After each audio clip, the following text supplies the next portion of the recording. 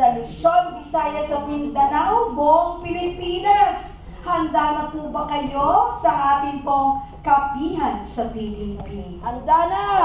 Yes! Handa na! Ako po ang inyong kapani, ang chairperson ng Education Committee, director na rin, host pa, moderator pa ako ngayong araw dahil guest natin yung mga moderator natin. Itong programa na talaga naman pong nakaporma para po sa ating mga minamahal na mga miyembro at mga kapartido at mga kababayan dito sa Pilipinas.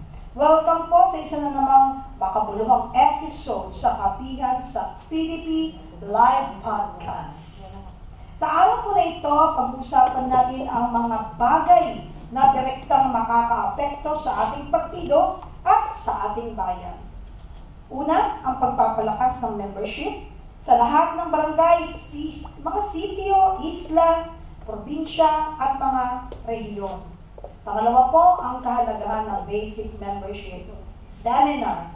At syempre, ang mga trainers training program that baka naman po yung mga magagaling at talagang may pagmamahal sa bayan that they really wanted to train more members na gusto rin maging trainer para po dun sa mga nasa liblib na lugar. Welcome po kayong lahat sa amin. Pangatlo, ang paghahanda para po sa atin pong General Assembly ng PDP. At pang-apat, syempre po, hindi natin pwedeng lagpasan ito. Ano po ba ang posisyon ng bawat isa? Mga miyembro natin na uhaw sa mga statement na magagaling sa ating pong nasyonal, no? Yung tungkol po sa impeachment hearing ng ating minamahal na VP Sara. Alam niyo, mahirap po magsalita when it comes to yung impeachment at ang involved dito yung ating VP because knowing our VP, ayaw niya ng pinag-chismisan, ayaw niya ng pinag-uusapan. Gusto niya harap-harapan. Pero, may mga pagkakataon na hindi mo kailangan harapin yung mga nonsense things at saka yung mga kwentong barbero at yung mga katanungang wala namang katorya-torya. At syempre, ngayong araw kasama natin ang tatlong haligi ng PDP Laban.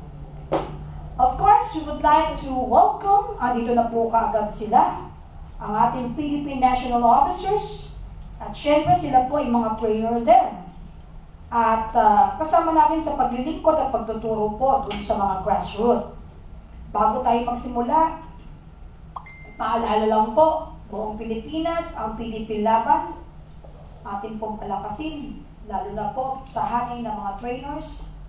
So we can train more trainers and of course, mabababa natin ang talagang pinagmamalaki ng PDP, ang ating pong mga prinsipyo sa ating mga nagnanais maging membro at mga kasamahan at kapartido. At maging matatag tayo at panatilihin natin ang pagkakaisa dahil yan po ang PDP. Kaya mga kasama, makinig tayo, matuto, pakilahok, at uumpisa na natin ang kapihan sa PDP. Of course, this morning, our guests, syempre, puro national officers to. Andito na po ang ating pong pinagmamalaki, ang ating pong Executive Director, Joy Encabo. Joy! Magandang umaga po sa inyong lahat. At ako'y nagpapasalamat sa imbitasyon na ito para maging bahagi ng ating kapihan sa PDP. So, maraming salamat po.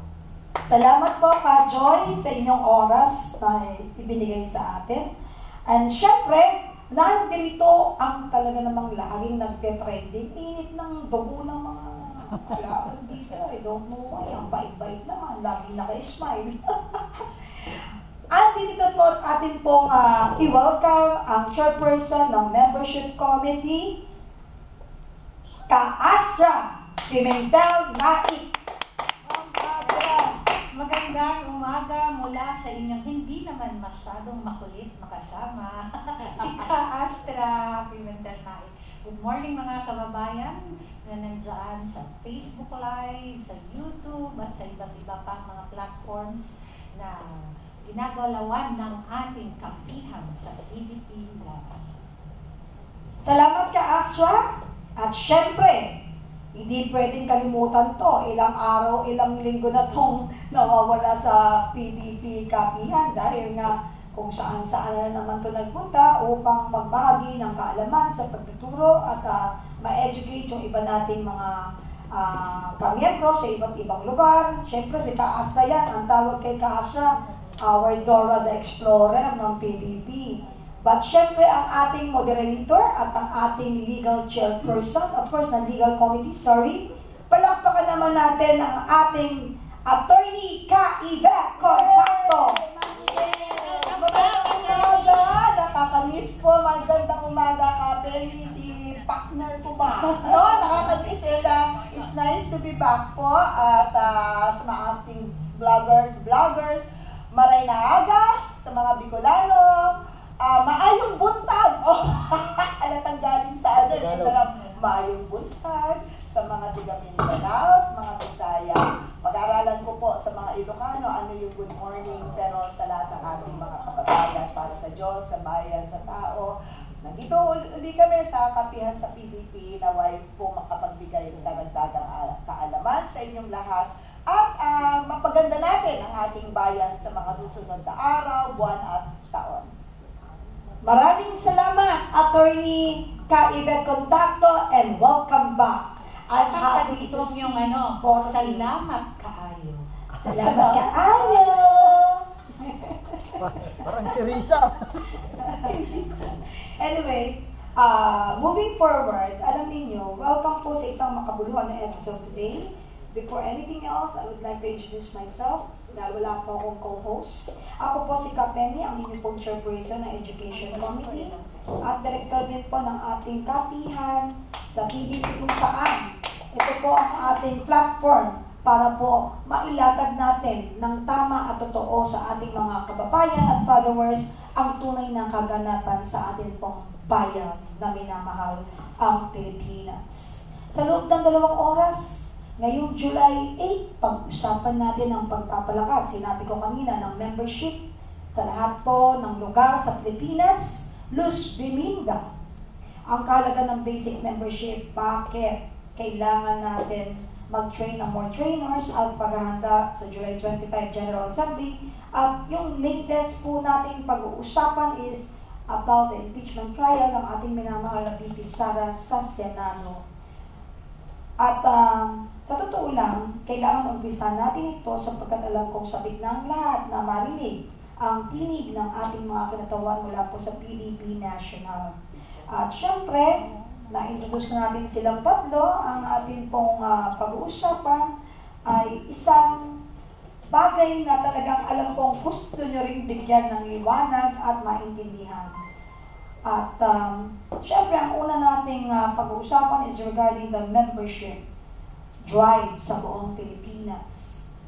Ang ating pong tatanungin, syempre po, first, gusto nating marinig ang tinig ng ating chairperson ng membership committee, si Kaastra Pimentel, Naik. Kaastra, are you ready? Yes, we are ready. A Girl Scout is always ready. Thank you very much, Kaastra. Naaasar ka na naman. Meron ka na namang maaasar sa iyo mamaya, lalo na't pagkaganda-ganda mo. Telegenic talaga si Kaastra, no? Maganda naman po siya sa personal talaga. Kaastra, ano po ang inyong nakikita ng kalagayan ng membership ng PDP ngayon mula po sa Luzon, Visayas, hanggang Mindanao? At pwede po bang ipahayag at ilatag ninyo yung mga challenges at success story ng ating pong partido? Ayan, ang kalagayan ng partido ay hindi na mapalagay.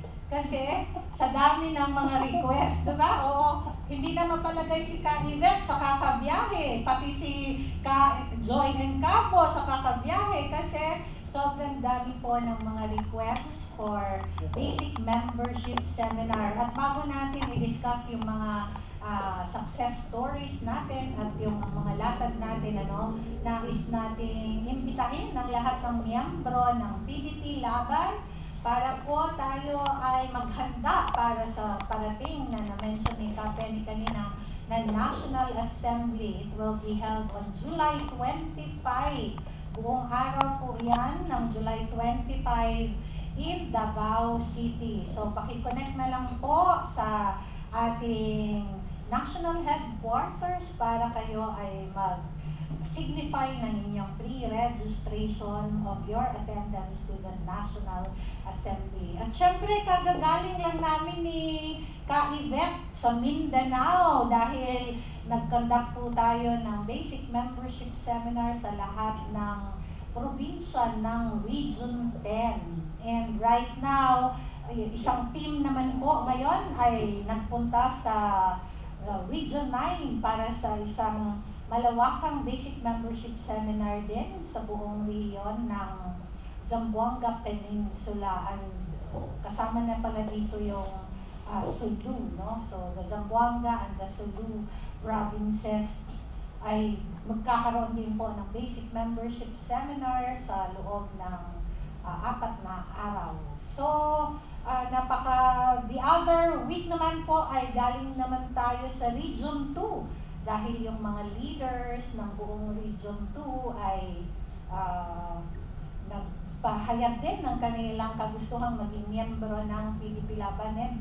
Alam nyo what's amazing? Isa pa doon sa mga nag-join sa Region 2 na nag-signify ng kanilang nagpahayag ng buong suporta kay VP Inday Sara at sa lahat ng ating mga kilos sa PDP Laban ay mismong kapatid na Speaker Boji Lee, si former Congressman Paul D. So, hello, welcome!